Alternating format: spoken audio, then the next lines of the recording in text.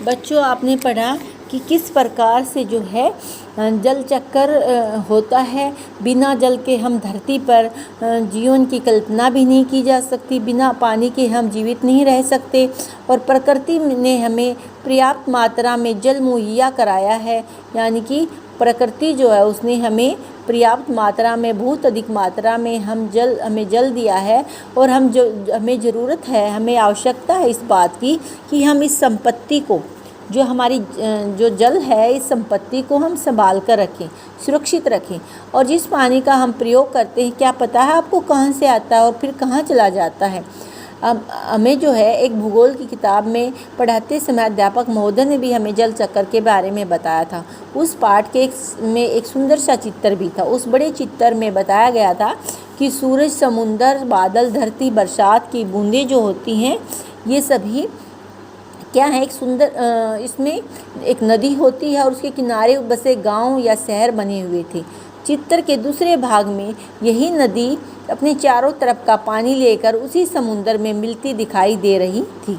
ठीक है, चित्र के दूसरे में कुछ तीर के निशान बने हुए थे और इन तीरों के आसपास ये जानकारी दी गई थी कि भाप, जो समुंदर से उठी भाप होती हैं, बादल बनकर कैसे पानी में बदलती हैं और फिर जल की यात्रा समुंदर से शुरू होकर कैसे समुंदर में समाप्त हो जाती है। इस तरह जल चक्कर पूरा हो जाता है। फिर जो है कुछ देर के लिए हम पानी के इस चक्कर को भूल जाते हैं और याद करते हैं अपने बचपन के दिनों को, जब हम अपना गुल्लक जो है, मिट्टी के बने हुए गुल्लक भी आते हैं और वैसे भी होते हैं जिनको हम अपने पैसे सेव करते हैं। जैसे कोई हमें पैसा देता है और हम खुश होकर दौड़कर उसे झट से अपने गुल्लक में डाल लेते हैं। जैसे 1 रुपया, 2 रुपये, 5 रुपये, कभी सिक्के तो कभी छोटे बड़े नोट, सब इसमें धीरे धीरे जमा करते जाते हैं। ठीक है, फिर जब हम कभी कुछ पैसों की ज़रूरत पड़ती है तो तब इस गुल्लक की बचत का उपयोग जो है हम करते हैं। तो ऐसे ही जो उदाहरण देकर समझाया गया है कि हमारी धरती भी इस तरह बहुत बड़ी गुल्लक के समान है। मिट्टी की बनी हुई इस विशाल जो गुल्लक है, इसमें हम प्रकृति में वर्षा के मौसम में खूब पानी जो है बरसाती है प्रकृति, और तब हमें रुपयों से भी कहीं अधिक जो है इस कीमती वर्षा के पानी को, जो बरसात का पानी है, इसको बड़ी गुल्लक जो हमें जमा कर लेना चाहिए। जैसे हम पैसों को जमा करते हैं, वैसे ही हमें जो धरती जो है, मिट्टी की बनी हुई धरती है, ये गुल्लक के समान बताया गया है और इसमें हमें जो है पैसों को जमा कर लेना चाहिए इस गुल्लक में। जैसे हमारे गांव शहर में जो बड़े बड़े तालाब, झीलें आदि हैं, वे धरती की गुल्लक में पानी भरने का काम करते हैं। इनमें जमा पानी रिस कर फिर ज़मीन के नीचे छिपे जल के भंडार में जा मिलता है। इससे हमारा जो भूजल, धरती का जल भंडार है, वह समृद्ध विकसित होता जाता है। पानी का यह खजाना हमें दिखता नहीं, लेकिन इसी खजाने से बरसात का मौसम बीत जाने के बाद हमें जो है पूरे साल खेतों में उपयोग करने के लिए पानी निकाल सकते हैं। अगर हम सेव करेंगे तो पानी का उपयोग कर सकते हैं। लेकिन एक दौर ऐसा भी है जब हम छिपे खजाने का महत्व भूल गए और ज़मीन के लालच में हमने जो हमारी झीलें थी और इन जो हमारे झील थी, तालाब थे, इनको कचरा डालकर इनको और समतल बना दिया और फिर इसमें कहीं मकान बनने लगे और कहीं जो है इसमें बाज़ार बनने लगे, कहीं स्टेडियम और कहीं सिनेमाघर बना लिए। तो इससे जो है हमारे जो है झील और तालाब जो है समाप्त हो गए। और फिर हम पानी को सेव कैसे करें? फिर इस बड़ी गलती की सज़ा हम सबको मिल रही है। गर्मी के दिनों में हम हमारे नल जो हैं सूख जाते हैं और बरसात के दिनों में हमारी बस्तियां डूबने लगती हैं। यदि हम अकाल और बाढ़ से हमें बचना है, भुखमरी से और बाढ़ से हमें बचना है, तो हमें आसपास के जल स्रोतों को, तालाबों की, नदियों की रखवाली करनी पड़ेगी।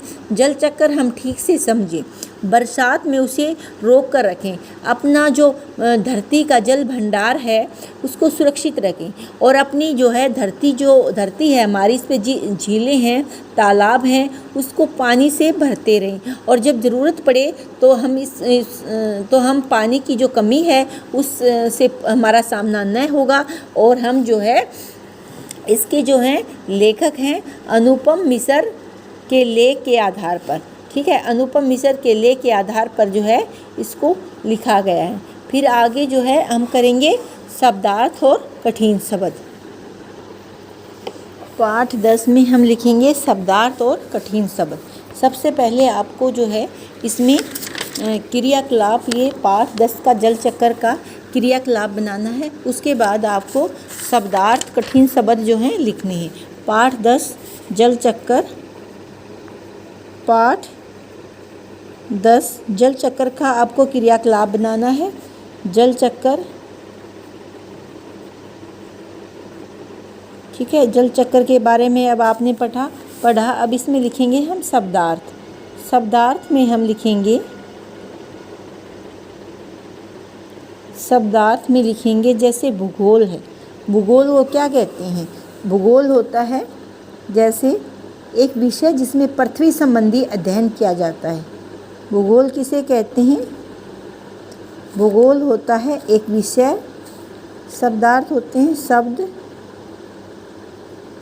प्लस इधर अर्थ, ठीक है। फिर है जैसे भूगोल,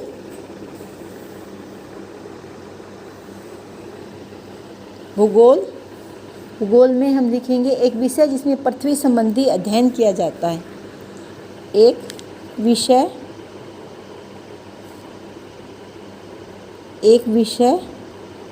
जिसमें पृथ्वी संबंधी अध्ययन किया जाता है, जिसमें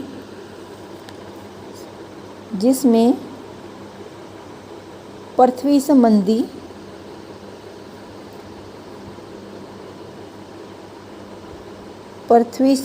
अध्ययन किया जाता है। पृथ्वी संबंधी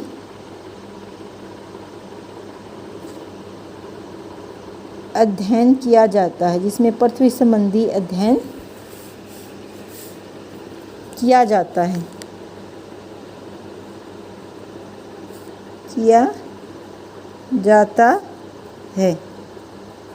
एक विषय जिसमें पृथ्वी संबंधी अध्ययन किया जाता है उसे क्या कहते हैं? भूगोल। फिर है सेकंड पे है रिस्कर। रिस्कर होता है धीरे धीरे अंदर जाना, भाव होना। रिस्कर क्या होता है? रिस्कर होता है धीरे धीरे अंदर जाना। रिस्कर होता है धीरे धीरे अंदर जाना, धीरे धीरे अंदर जाना। रिस्कर क्या होता है? धीरे धीरे अंदर जाना। नंबर 3 पे है समृद्ध। समृद्ध होता है पर्याप्त मात्रा में। समृद्ध होता है पर्याप्त मात्रा में। समृद्ध क्या होता है? पर्याप्त मात्रा में। पर्याप्त मात्रा में, ठीक है। फिर है 4 नंबर पर है समतल। समतल होता है बराबर। समतल होता है बराबर।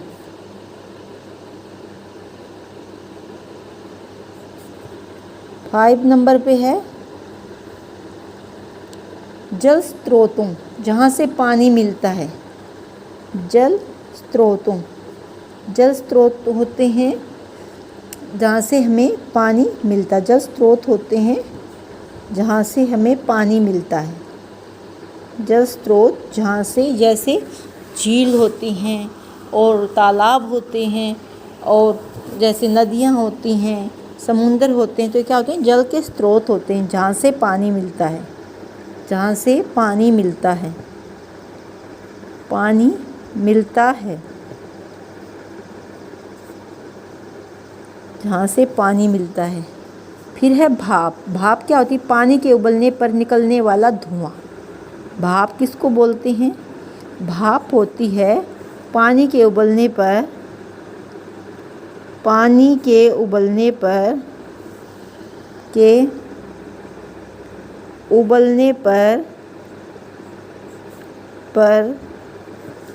निकलने वाला धुआं। पानी के उबलने पर निकलने वाला धुआं। निकलने वाला धुआं। पानी के जब उबलता है, जो उससे धुआं निकलता है, उसे क्या बोलते हैं? भाप बोलते हैं। फिर है भूजल। भूजल क्या होता है? भूजल होता है ज़मीन के नीचे का पानी।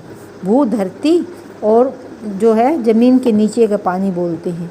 भूजल ज़मीन के नीचे का पानी, ज़मीन के नीचे का पानी, ज़मीन के नीचे का पानी। ठीक है। पाटकर होता है भरकर। पाटकर क्या होता है? पाटकर होता है भरकर। पाटकर शब्द का अर्थ होता है भरकर। फिर है अकाल, अनाज की भारी कमी होना। अकाल जब पड़ता है तो उसको क्या बोलते हैं? अनाज की भारी कमी होना। अनाज की भारी कमी होना, इसकी भारी कमी होना।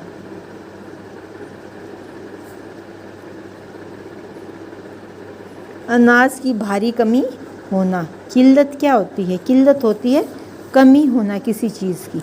जैसे किल्लत हो जाती है तो उसको हम क्या बोलते हैं? कमी होती है किसी चीज़ की। किल्लत, कमी होना। किल्लत क्या होती है? कमी होना। ठीक है। जो ये आपने किए शब्दार्थ, जैसे भूगोल को क्या बोलते हैं? एक विषय जिसमें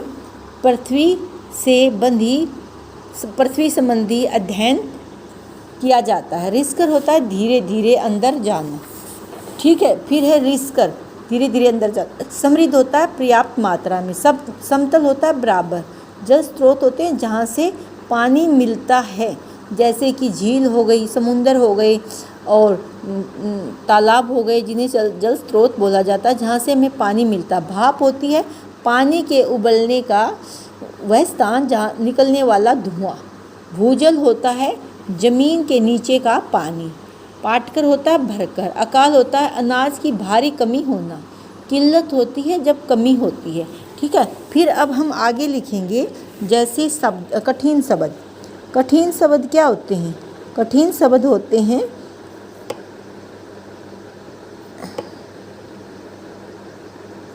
कठिन शब्द। अब आगे लिखेंगे कठिन शब्द, जैसे कठिन शब्द में हम लिखेंगे जैसे जल चक्कर ही। पाठ का नाम से ही जो है स्पष्ट होता है जल चक्कर। ठीक है। फिर है नंबर 2 पे हम लिखेंगे समुंदर। समुंदर। 3 पे लिखेंगे जैसे बूंदें। 4 पर हम लिखेंगे जैसे गांव। 5 पर हम लिखेंगे जैसे गुल्लक।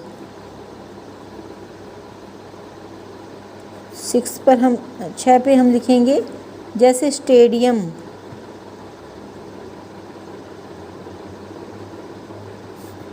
7 पे लिखेंगे जल स्रोत, जल स्रोतों, जल स्रोतों। 8 पे लिखेंगे जैसे बस्तियाँ।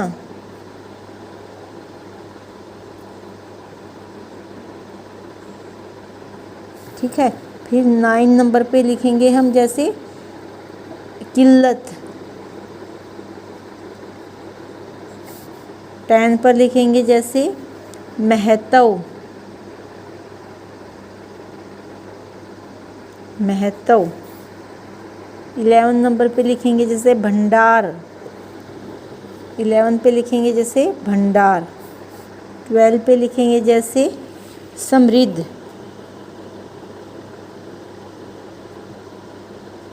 ठीक है बच्चों, तो आपने अभी किए जैसे शब्दार्थ और कठिन शब्द। कठिन शब्द में हमने किया जल चक्कर, समुंदर, बूंदें, गांव, किल्लत, भंडार, गुल्लक, स्टेडियम, जल स्रोतों, बस्तियां, महत्व और समृद्ध।